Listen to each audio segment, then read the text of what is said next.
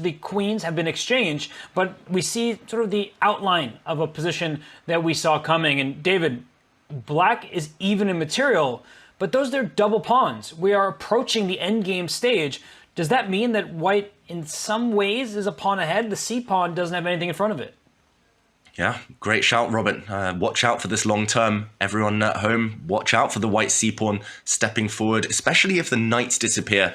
White c-pawn is going to cause some major damage.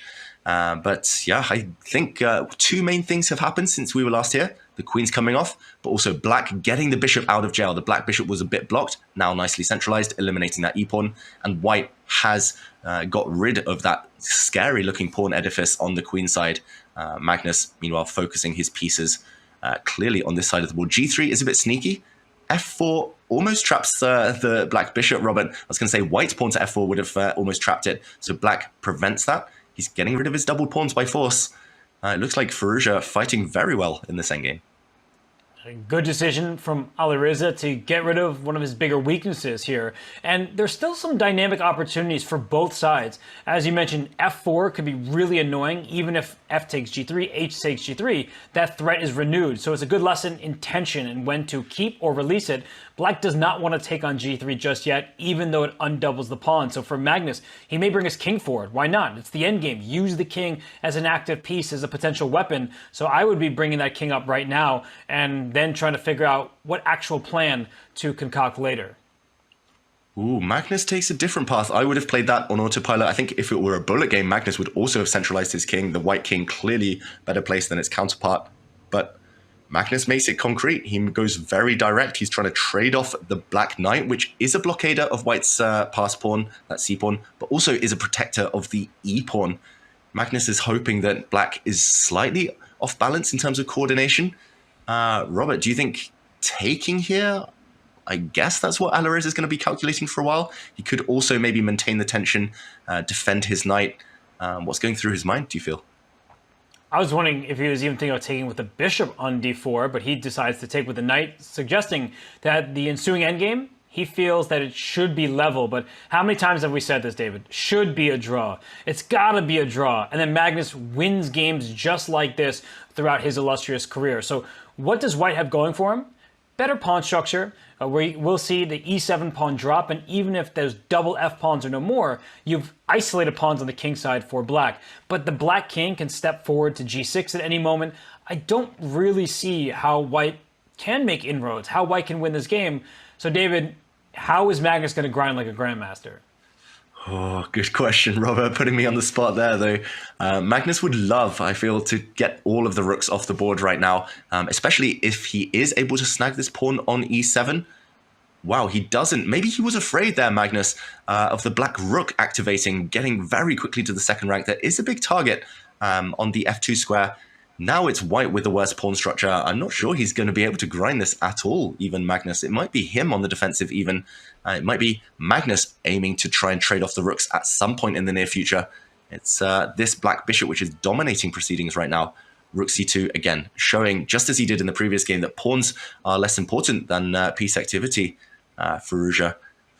Yeah, I think Magnus needs to shut up shop here and just try to bail out. I'm not sure whether you start harassing this black bishop while you can. I'm not sure whether you should even try and trade into an endgame right now, because black's king, as you mentioned, does sprint very fast towards a weakness.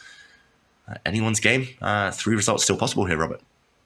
And rook c1 is one of those big questions, because it could lose the game for white in the near future. I don't think it's a losing move, but it can get you into a troublesome ending. Look at those pawns for white. We're talking about isolated pawns, but oh my goodness, David, why would Magnus choose this path? Because rook c2, going right after f2, which hits h2, and also a2, do you like this decision from Magnus? He doesn't look too bothered, but the evaluation bar is.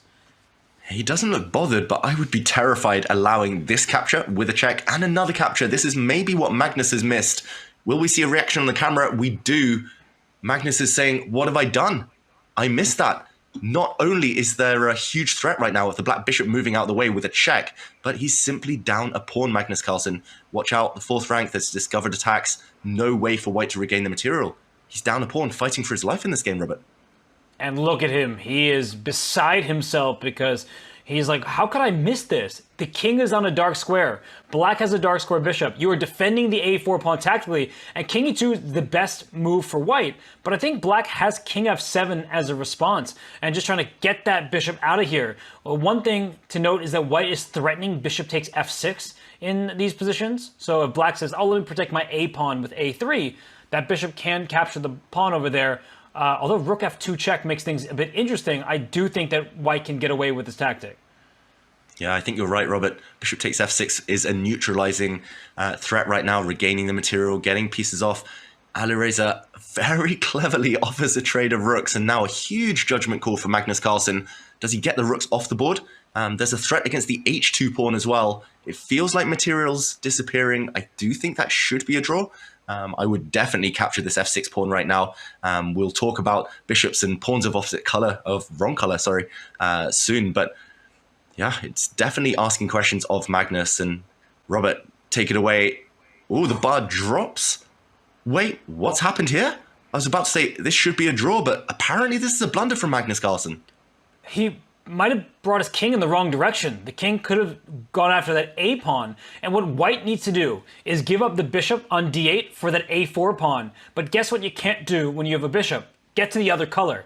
So if you could just attack it and take it, even if it costs you your bishop, immediately the game is a draw. But not anymore. And the same colored bishops, David, that will allow black to bring his own bishop back to try to get in the same diagonal, all trades in the king and pawn endgame should be leading to a win for Alireza.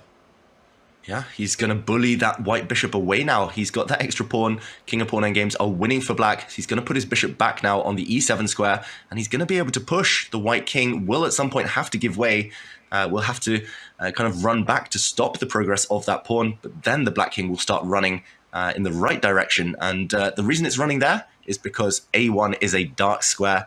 It complements your bishop, something you were hinting upon earlier, Robert. And wow, this one, I don't know how easy it is. I think you do have to be slightly careful about when you push your pawns, but Magnus is suffering here, and it's so self-inflicted. It was that one blunder we saw him react to earlier. I mean, I think it was just a strange decision. And Alireza, oh my goodness, Dave, you know what's about to happen? Is he's going to force the pawn to a3. This is brilliant awareness from Magnus Carlsen. He is going to force the black pawn forward. It can be defended by the bishop, but then the white king goes back to b1. This is incredible. Wow. Just the vision, the foresight. I mean, the bravery to go for this, Magnus. He did it instantly. I was going to say you shouldn't push the pawn forward yet because the white king can still run towards it, but he goes the other way, Magnus Carlsen, and fortress. I mean, we all know what Magnus says about fortresses. He said once that he didn't believe in them, and he's been misquoted ever since. But this is the definition of a fortress. Once the black pawn is on a3, the white king will, as you mentioned, sit on b1, and there's no way to force it out of that cave, of that hiding place. It's going to be stalemating ideas there. The white king will simply kind of step between b1, a1, c2, c1, wherever you force it, and it will be a draw. I think we'll see it play out, Robert. Incredible. And white is kind of threatening a3 himself to then bring his king and hit the black pawn because it's on a light square. Can't be defended by the bishop. So black may have to play a3, and then the white king just goes back into its own corner. So this is actually wild, and I just can't believe that Magnus spotted that quickly. Like, you can sense that there are some drawing techniques, but he had this in the back of his mind. Like, he knew the drawing zone. That is crazy, and that's why he's the best in the world, Magnus Carlsen. He has an extra gear compared to a lot of top players. He knows when to sit back, suffer. He knows how to draw even the most hopeless looking of positions. And here we go, everyone. We're going to learn a lesson. A bishop is not enough, even with the right color corner, because of this stalemate idea. Look at that, Magnus willingly putting his king in the corner, but you cannot trap it. You cannot cage it. And stalemate will end this game most likely any moment now. Look at Firouzja on the camera as well. Frustrated, Robert. And it is a draw. What a save from Magnus Carlsen. I mean, he did this to himself, so it's almost like he set the stage for his great escape.